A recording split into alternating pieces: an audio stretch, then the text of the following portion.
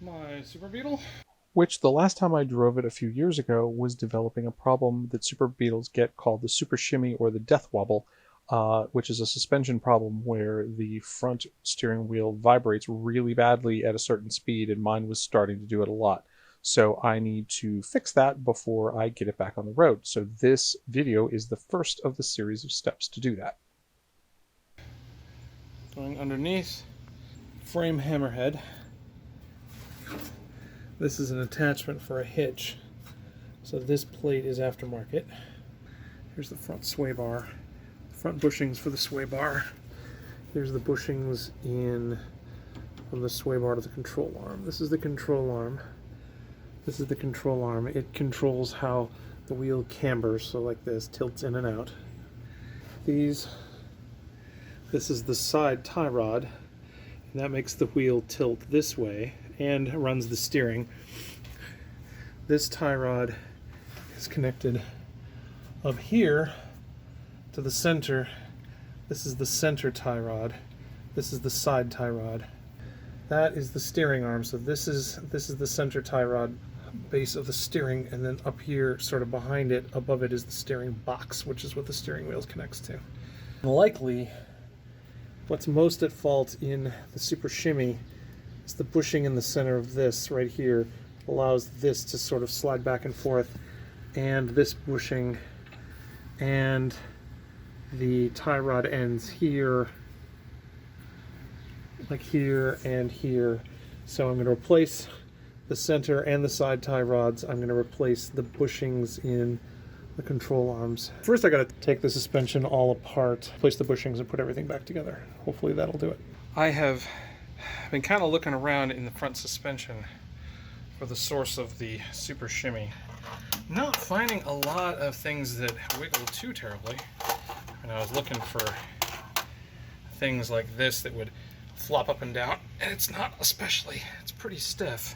Driver's side of the car, here's where the front wheel goes. Then into the well underneath the trunk. This is the left end of the center tie rod. This is the steering arm that comes with the steering box. The center tie rod flops up and down a lot on that, and I don't know if that solely is responsible for the Super Shimmy, but it does not help.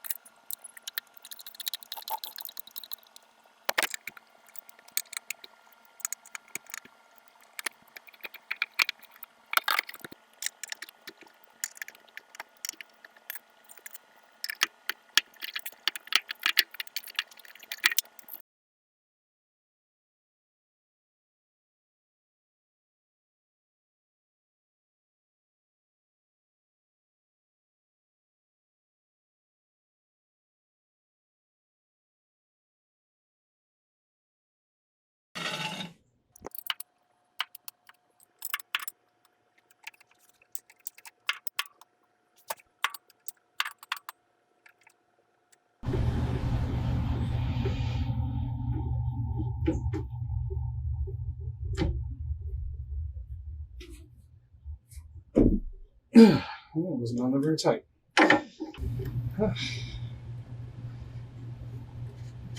Non-castellated nut. Well, isn't that special?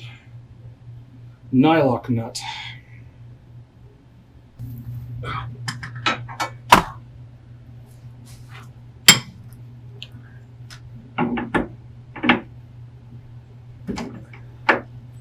Yeah, that wasn't real tight either.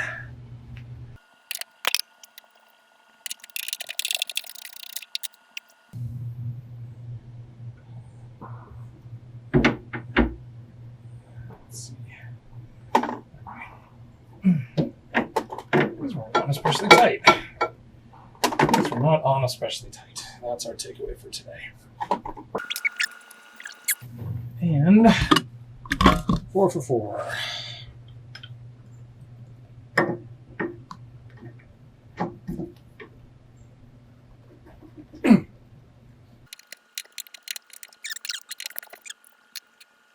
Now is the time on sprockets when we work with tie rod puller. A universal tie rod puller. It's not exactly concentric, but it's pretty close. So we will see how well that works.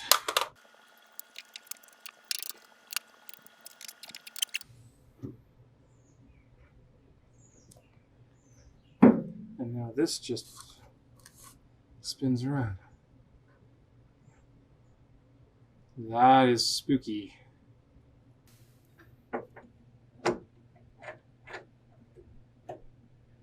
That fits really well, I have to say. I mean, I don't know if quite universal, but it's certainly reasonable for VW.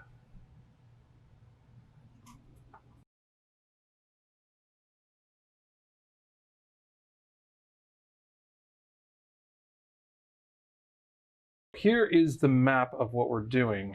This is the right brake drum. This is the strut tower. Tie rod assembly goes across in this space. So here's the idler arm that one end of the upper tie rod, or the center tie rod of the drag link connects to. The outer tie rod connects here to this.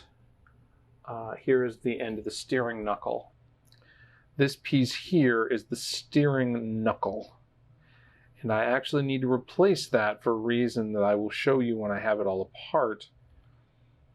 But yeah, that needs to replace. So I'm going to need to take this whole assembly off, this brake backing plate and all the whole brake assembly. I'm going to have to disassemble that around the steering knuckle because I need to replace the steering knuckle. This is the ball joint. The ball joint may be okay. And then this is the control arm. And I need to figure out what's the strategy for getting all of this apart. The other thing that probably would behoove me to replace is these eccentric bolts, because those are part of the adjustment system for the alignment. I should probably order new ones of those. This is the eccentric bolt. It's got eccentrics on both sides that causes this control arm to move in and out like that. And so it sets the camber. So I need to get the control arm out and that out. Okay, I don't feel any cotter pin or anything on that.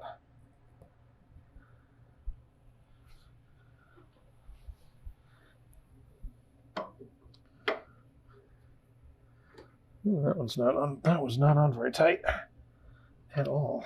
All right, well, I guess I can use the puller a little bit on that.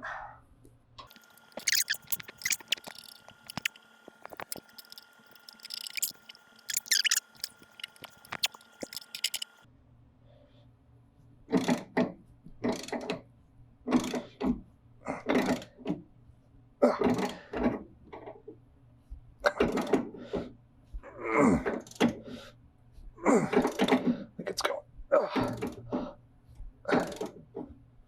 Nope. Damn.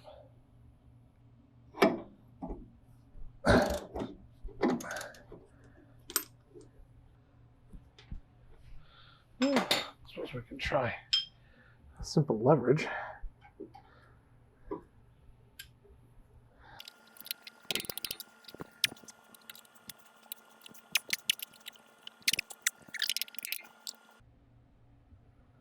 Well, I can see why I've seen people remove this assembly, remove the control arm plus the ball joint, and now I think I see what. Now I understand why.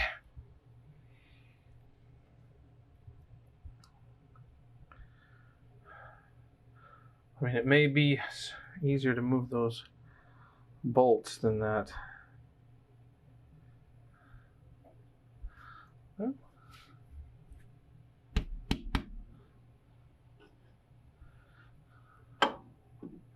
Now, interestingly, it looks, for all the world,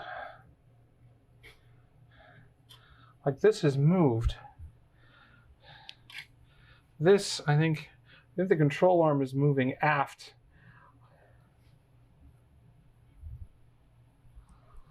This bolt, I think the control arm is moving aft around this bolt.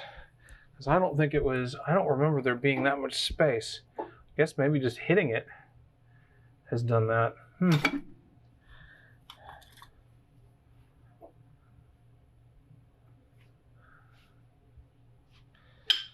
Let's try that. Yeah, that's moving. Okay.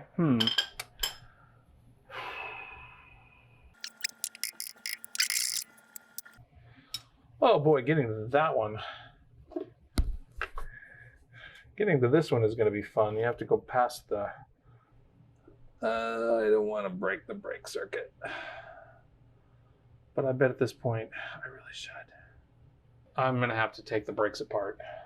This is a rigid line. This is the flexible line that goes to the wheel, which of course allows it to turn. And then this is the rigid line that goes to the brake cylinder. But when I take the strut and the steering knuckle and the ball joint and the control arm all apart, this is going to have to become disconnected. Since I'm going to have it all apart, I really should do that, and I am not really equipped to do that tonight.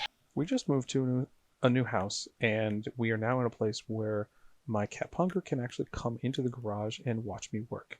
So here is about a minute of time-lapse footage of her watching me do this disassembly. She had a banner day. So I hope you enjoyed this video. Please click like and subscribe if you do.